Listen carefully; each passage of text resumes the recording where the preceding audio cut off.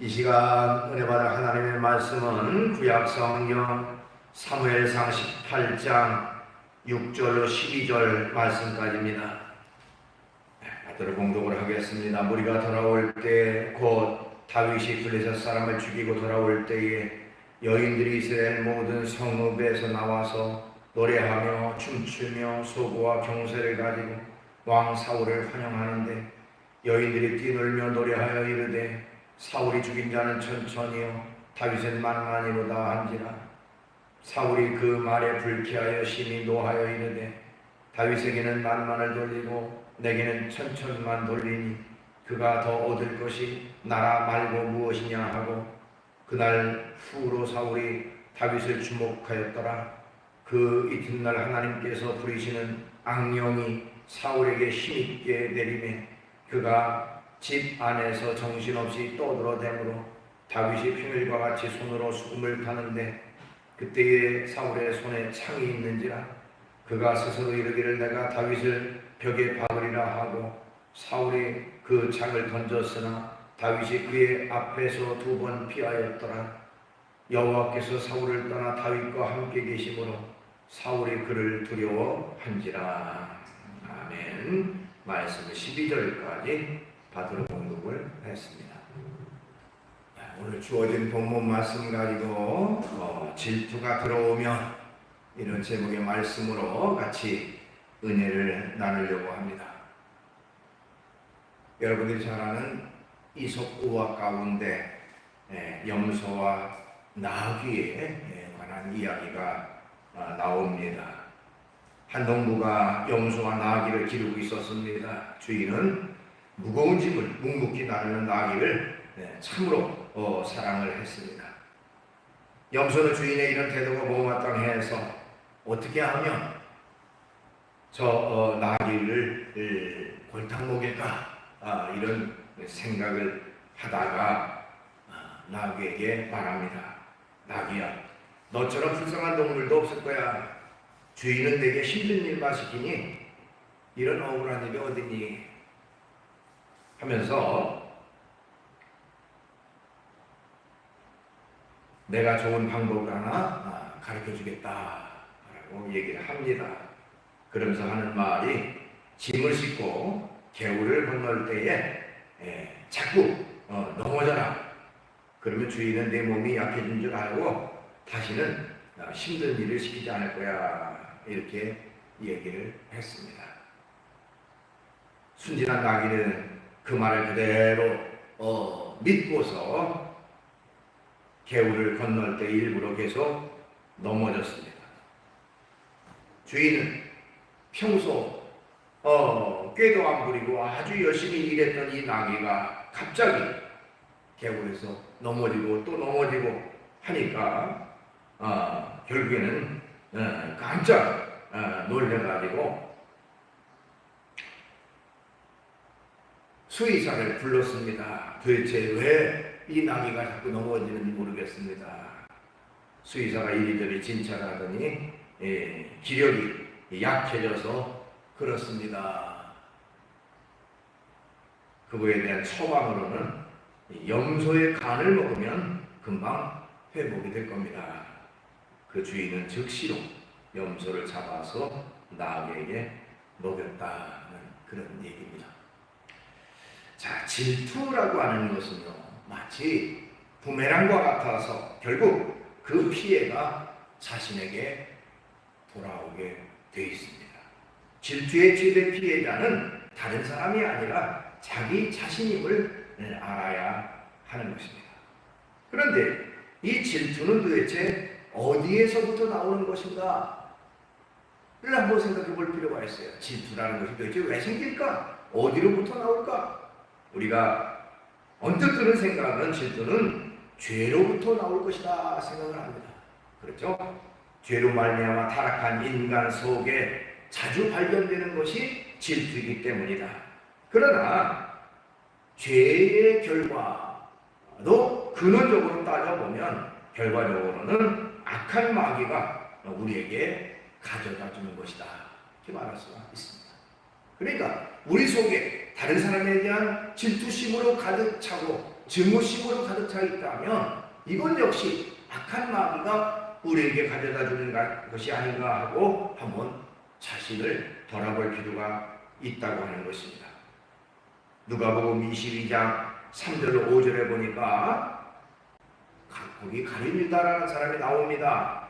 12 중에 하나인 가룟이라 부르는 유다에게 사탄이 들어가니 이에 유다가 대제사장들과 성전 경비 대장에게 가서 예수를 넘기를 방인도를 의논하며 그들이 기뻐하여 돈을 주기로 언약하니라 하는지라 이렇게 말했습니다. 그러니까 가룟 유다라는 사람의 마음속에 악한 마귀가 사탄이 들어가니 정상적인 판단이 어려워지게 되고 자기가 믿고 따랐던 그 스승님 예수님을 돈을 받고 팔려는 그런 단계까지 이르게 됐다고 하는 것입니다. 오늘 봉독한 말씀을 보면 사울 왕이 등장을 합니다. 사울 왕은요, 처음에는 멋있고 용감했고 겸손했던 왕이었습니다. 그러나 그런 사람이 처참하게 허물어져가는 그런 모습이 보이게 되는데 그 처참하게 허물어지는 원인은 무엇일까? 바로 그것은 질투에서부터 출발했다고 하는 것입니다. 이 사울에게 질투라고 하는 것이 들어오니까 그 사울이 점점 완악한 사람이 되고 하나님을 떠나고 또한 여러 가지 악을 행하는 그런 사람이 되게 됐다고 하는 것입니다. 그래서 사울에게 질투가 들어왔을 때에 어떤 모습으로 되어지게 됐는가 하는 거 한번 살펴볼 필요가 있습니다. 자, 질투가 들어오면 하나님을 잊어버리고 자기 이익만 생각하게 됩니다 하는 것입니다. 질투가 들어오면 하나님을 잊어버리고 자기 이익만을 생각하게 된다 하는 것이죠. 사울이 이토록 질투하게 된 원인은 어디에 있습니까? 오늘 본문 말씀 앞부분에 보면 이스라엘과 블레셋 사람들 사이에 전쟁이 일어나게 됐습니다. 그런데 그 블레셋에는 구척장신 골리앗이라고 하는 사람이 있었고 그 사람이 이스라엘 사람들을 모욕하고 하나님을 모욕하고 나와서 싸울 사람이 있으면 나와 싸우자 하고 소리를 칩니다. 그럼에도 어느 누구도 그 사람을 대적해서 싸울 사람이 없었습니다. 그때에 다윗이라고 하는 어린 소년이 자기 형들이 군대 간 형들에게 먹을 것을 갖다 주러 갔다가 결국에는 그 모습을 보고 분개하게 되죠. 이스라엘 모욕하고 하나님을 모욕하는 저 사람을 내가 그만둘 수 없다라고 해서 우리가 잘 아는 대로 나가서 당당히 싸워서 이기게 됩니다. 자, 사울을 비롯해서 이스라엘 군대는 벌벌 두려워서 떨었는데 어린 소년 다윗은 당당하게 나가서 승리했던 것이죠. 이제 사울 일행이 전쟁터에서 돌아오게 됩니다. 그때에 여인들이 길거리에서 춤을 추며 노래를 합니다. 환영 행사를 하는 거죠. 그런데 그 노래 가사가 참 묘합니다. 사울이 죽인 자는 천천히요 다윗은 만만이로다. 사울이 그 노래소리를 들었습니다. 오늘 본문 8절로 9절에 보니까 사울이 그 말에 불쾌하여 심히 노하여 이르되 다윗에게는 만만을 돌리고 내게는 천천만 돌리니 그가 더 얻을 것이 나라 말고 무엇이냐 하고 그날 이후로 사울이 다윗을 주목하였더라 이렇게 기록이 되어 있습니다. 그러니까 그 노래소리를 듣는 순간 내가 이래봬도 이 나라의 왕인데 어떻게 나는 천천이라고 하고 다윗을 만만이라고 하는가 하고 심히 불쾌하게 생각하고 그리고 분노에 가득 차 있었습니다. 그러면서 이제 자칫 잘못하면 이 나라까지 뺏기겠다 생각을 하고 그날 이후로 다윗을 주목했다라고 그랬는데요. 이 주목했다라는 말은 질투가 가득 찬 의심스러운 눈으로 쳐다봤다, 그런 의미를 담고 있어요.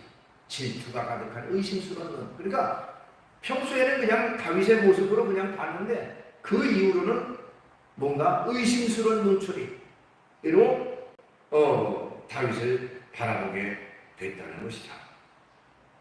자, 사울이 왜 이렇게까지 되었을까요? 사울이 질투하게 된 이유가 무엇일까? 우선은 그의 열등감 때문이다, 이렇게 말할 수가 있습니다. 내가 남보다 낫거나 우월하면 절대로 이런 마음이 생기지 않습니다. 그런데 내가 남보다 열등하다는 생각이 들면 나도 모르게 내게 찾아오는 것이 바로 질투라는 것입니다. 물론 사람이기 때문에 질투가 전혀 없을 수는 없지만, 그러나 중요한 것은 내가 이 질투를 이기지 못하면 결국 내가 무너지는 결과가 되기도 한다는 거예요. 사람이기 때문에 질투할 수도 있겠지만 그 질투를 잘 극복하고 뛰어넘는, 해결하는 그런 모습이 있어야 되는데, 그 질투에 의해서 결국 자신이 무너지는 결과가 된다는 것입니다. 그렇기 때문에 결국 우리에게서 이런 열등감을 벗어버려야 된다는 것입니다. 여러분, 이 상황에서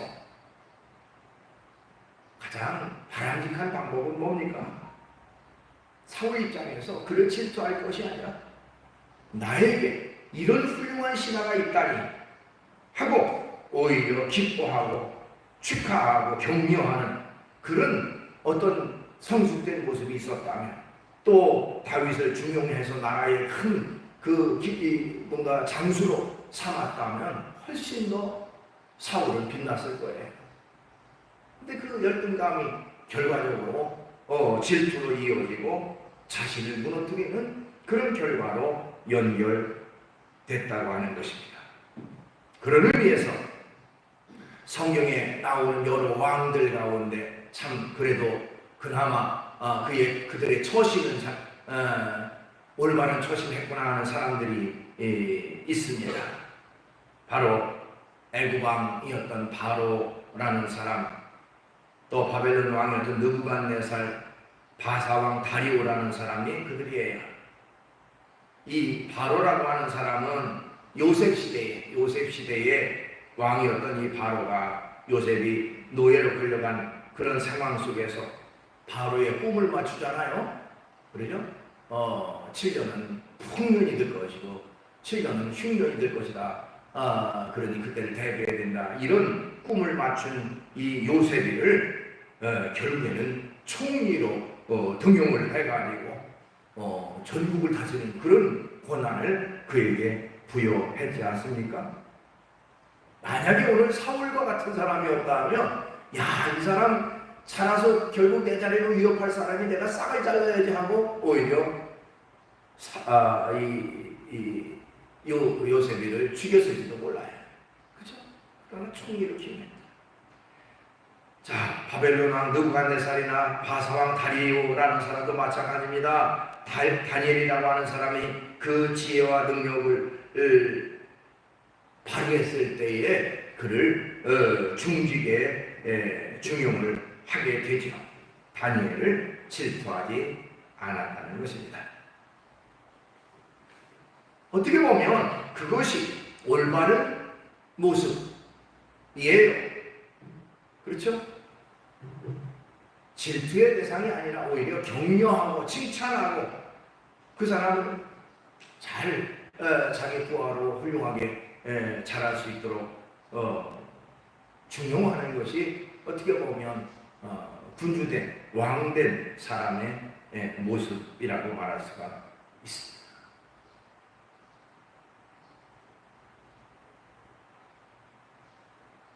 그러나 그런 상황 속에서 오히려 질투하고 다른 사람이 잘 되는 것을 배합하고 또 시기하고, 교회 안에서도 아주 충성되고 열심히 있는 사람들을 자꾸 자신은 그렇게 못하면서 시기하고 또 흠집만 내려고 하는 그런 모습들은 결국 바른 것이 아닙니다.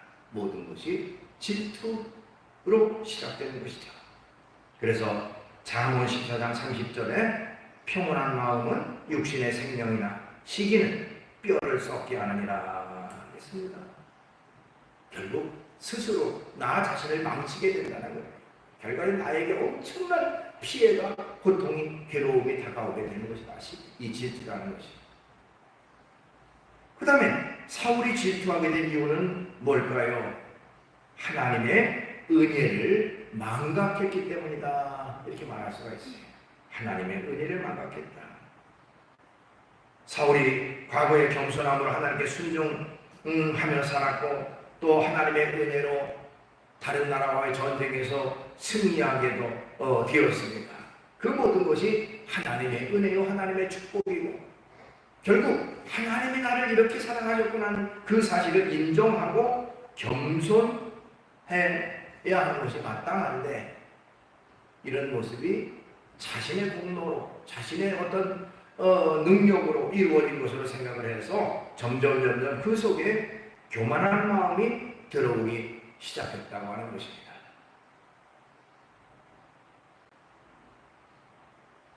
그 때문에 그 교만한 마음이 결국 하나님을 떠나게 만들고 또한 자기의 이해타산만 생각하는 그런 결과로 연결됐다고 하는 것입니다. 사울이 왕이 된 것도 하나님의 은혜로 된 것이고 골리앗을 다윗이라고 하는 사람이 이기게 된 것도 결과적으로는 그 당시 왕이었던 자신의 공로인 것이죠. 그렇기 때문에 오히려 기뻐하고 감사해야 될 것은 마땅한 것입니다.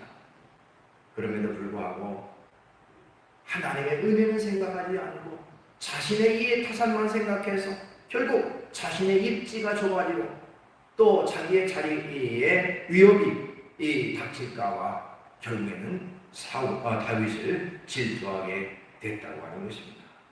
그것은 결국 바른 모습이 아닌 것이죠. 질투라고 하는 것은 어느 날 우리에게 다가와서 결국 처음에는 대수롭지 않는 것 같고 처음에는 별거 아닌 것 같지만 결국 그것이 나에게 엄청난 피해를 주고 고통을 주고 나를 넘어뜨리고 무너뜨리는 그런 결과로 연결될 수 있다고 하는 사실을 우리가 기억을 해야 됩니다. 그 다음에 질투가 들어오면 하나님이 붙여주신 동역자를 경쟁자로 생각하게 된다는 것입니다. 하나님이 붙여주신 동역자가 오히려 경쟁자로 여겨야 된다. 자, 질투라고 하는 것의 특징이 있습니다. 질투는요, 먼데 있는 사람, 나와 관계가 없고 또 내가 잘 모르는 사람에게는 질투라는 것이 결국 생기지 않습니다. 그런데 질투가 언제 생기느냐? 나와 가까운 사람, 같은 업종에 있는 사람, 또 사랑하는 사람, 아주 친밀하게 지내는 사람, 그런 사람들에게 질투라고 하는 것이 생긴다는 것이죠. 그래서 사촌이 땅을 사도 사면 배 아프다 하는 속담이 있듯이 나보다 못하다고 생각했던, 나보다 뭔가 좀 부족하다고 생각했던 그런 친구나 또 이웃 사람들의 사업이 잘 되고 부자가 되고 또 일이 술술 잘 풀려서 승승장구하는 그런 모습들을 보면 괜히 시샘이 나고 질투가 나는 것이 바로 인간의 모습이라고 말할 수가 있습니다. 사울 왕의 입장에서 자기가 지금 나라 왕인데 다윗이 더 높임받고 더 칭찬받는 것 같으니까 시샘이 났습니다. 그러니까 다윗을 자기의 동역자로 하나님이 붙여주신, 어떻게 보면 왕에게는 축복이죠. 훌륭한 장수가 옆에 있으니까 그걸 생각하지 않고 자기의 경쟁자로 그렇게 여겨서 질투했다고 하는 것입니다. 동역자가 하나님이 내게 주신 동역자가 오히려 경쟁자로 보이는 그것은 온전한 모습이 아닌 것입니다. 하나님이 나를 위해서 붙여준 사람이 나의 원수처럼 보이게 되는 것, 결코 그것은 바른 모습이 아니죠. 그래서 성경에 보면요, 원수를 미워하지 말고 오히려 축복하고 사랑하라 하는 말씀도 있습니다. 누가복음 6장 27절 28절에 보니까 그러나 너희 듣는 자에게 내가 이르노니 너희 원수를 사랑하며 너희를 미워하는 자를 선대하며 너희를 저주하는 자를 위하여 축복하며 너희를 모욕하는 자를 위하여 기도하라. 이렇게 원수까지라도 사랑해야 했는데 나에게 큰 힘이 되고 보탬이 되고 도움이 되는 사람을 오히려 원수처럼 여기고 미워하고 질투한다, 시기한다. 이건 결코 있을 수가 없는 것입니다.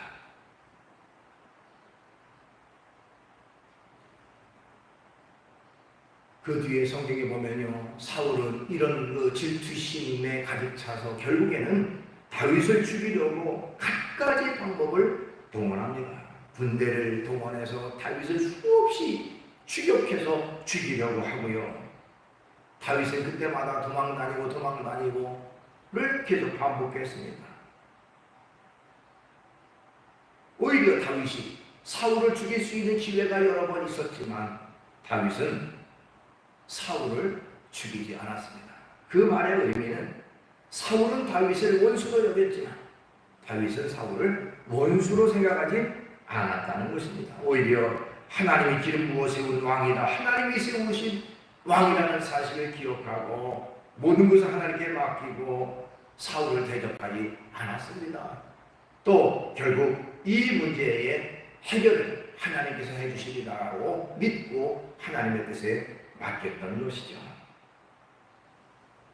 성경에도 보면요, 우리가 원수 갚는 일, 다른 사람이 나에게 악하게 할 때 내가 직접적으로 그 사람에게 원수를 갚지 말고 하나님께 맡기라, 그렇게 말씀하셨어요. 그러면 하나님이 갚아주실 것이다.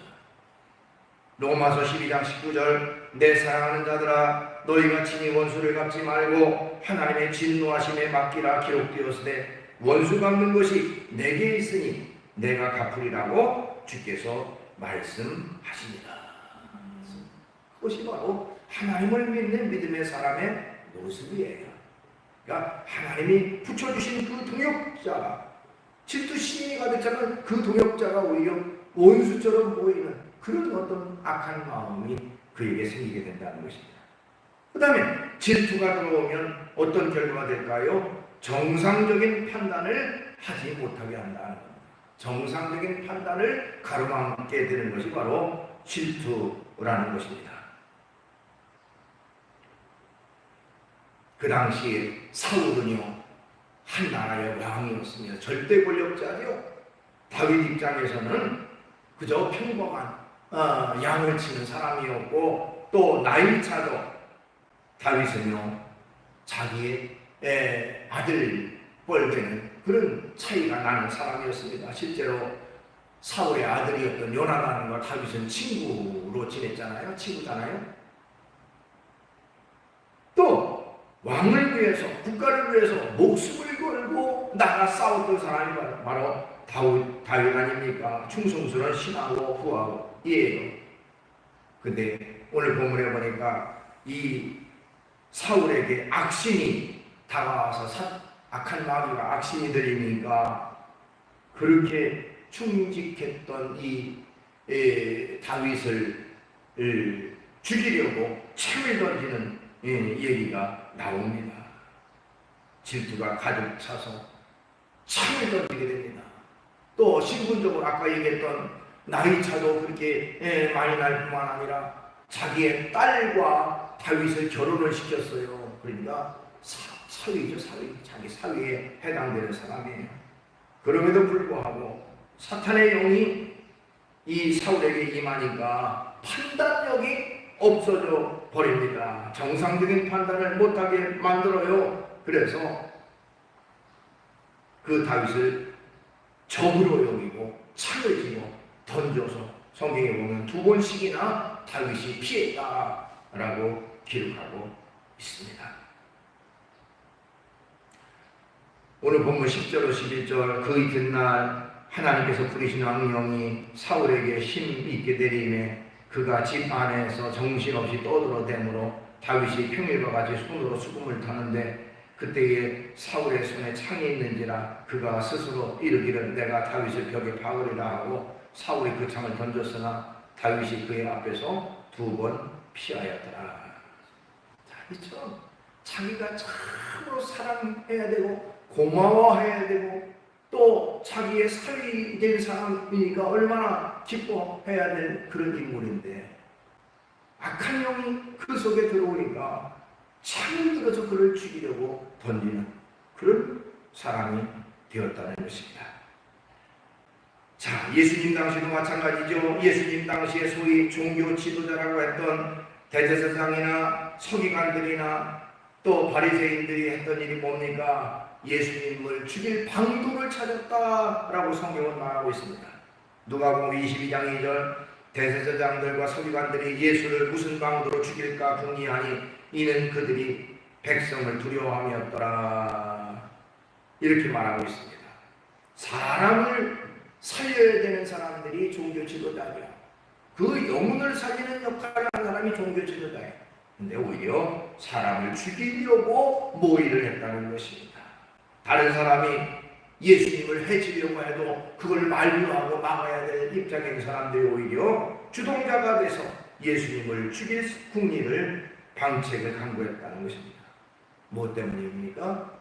마귀 사단의 사로잡힌 자들의 모습입니다. 정상적인 판단이 없어집니다. 어떤 올바른 판단력이 상실되다 보니까 결국에는 악한 영에 사로잡혀서 이런 사람을 죽이는 끔찍한 일을 모의하는 그런 사람으로 전락을 하게 됐다는 것입니다. 우리 속에 어느 날 우연히 찾아온 이 질투라고 하는 것이 결과적으로 엄청난 잘못된 결과로 연결될 수 있다고 하는 것입니다. 그렇기 때문에 그 질투가 내 속에 들어오지 못하도록 해야 됩니다. 설령 들어왔다고 할지라도 그것을 내가 몰아내야 됩니다. 그럼 어떻게 그것을 몰아낼 수 있을까요? 바로 인간의 힘 가지고 인간의 의지 가지고는 되어지는 것이 아닙니다. 그렇기 때문에 하나님의 도우심이 필요해요. 하나님의 성령의 능력이 우리에게 필요합니다.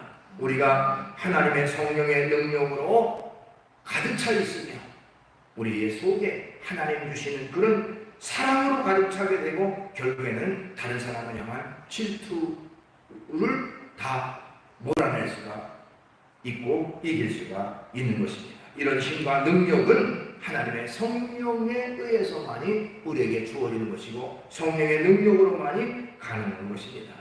때문에 우리가 구할 것은 더 하나님의 은혜 가운데 사랑 가운데 성령 가운데 충만해지기를 기도해야 해요. 하나님, 내가 하나님의 은혜로 하나님의 성령으로 충만해서 이런 악한 마귀가 내게 가져다주는 그런 시기와 질투와 잘못된 요소들이 내게 다가올지라도 내가 그걸 다 물리치고 이기게 하옵소서. 늘 기도하고 성령으로 무장하는 그런 모습이 우리에게 있어야 됩니다. 그래야 이길 수가 있는 거예요. 말씀을 정리합니다. 사울이라고 하는 이스라엘의 초대왕, 하나님이 참으로 기름 부어 세웠던 이 왕이었어요. 초창기 때는 겸손했던 사람입니다. 초창기 때는 참 그래도 뭔가 하나님 보시기에 올바른 그런 모습을 가지고 살아갔던 사람이에요. 그러나 결국 그 속에 질투심이 생기게 되고 그것으로 말미암아 결국 무너지고 나락으로 떨어지는 그런 사람이 되어지게 됐다는 것입니다. 질투가 들어오면 하나님을 잃어버리고 자기 이익만 생각하게 되는 결과가 되고요. 질투가 오면 하나님이 붙여주신 동역자가 자신의 경쟁자, 자신의 원수처럼 여겨지게 되는 그런 결과가 되게 해요. 질투가 들어오면 정상적인 판단을 하지 못하게 하는 것이 질투인 것입니다. 우리 속에서 이런 질투를 몰아내요. 은혜로 성령으로 가득 차서 하나님의 사랑 가운데 언제나 살아가므로 하나님의 믿는 믿음의 성도로서의 올바른 길을 걸어가는 그런 저와 여러분 되시기를 주의 이름으로 축원합니다. 기도하겠습니다. 걸어가신 주님을 찬양합니다. 우리가 살아가는 데에